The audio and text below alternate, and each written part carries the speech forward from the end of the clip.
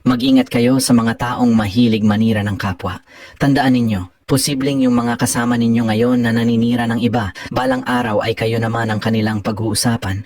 Maaaring nag-a-agree kayo sa kanila ngayon, pero huwag kalimutan, kung likas sa kanila ang paninira, darating ang panahon na kapag hindi na kayo kasama, kayo rin ang susunod na sisiraan. Aabot sa punto na kayo naman ang babanatan at gagawan ng kwento. Base ito sa personal kong karanasan. Lahat ng kilala kong bilyonaryo at multimillionaire, yung mga tunay na masaya, fulfilled at kumpiyansa sa sarili at sa kakayahan, hindi sila naninira ng iba. Hindi sila nagsasalita ng negatibo laban sa kapwa. Oo, marunong silang mag-call out ng maling gawain, marunong silang magsabi kapag may mali, pero hindi nila dinadaw ng tao at hindi sila naninira ng pagkatao. Sa totoo lang, ang mga tunay na successful na tao, inaangat pa nila ang iba. Ang goal nila ay iangat ang kanilang circle, hindi ang hilahin pababa ang kapwa.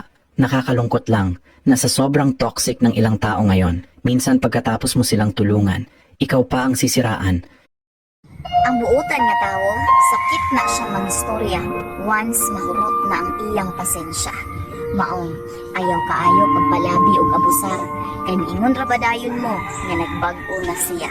Pero ang tinuoray, nagbag-o na siya tungod sa inyong dinadaan unya gaabusar na mo niya.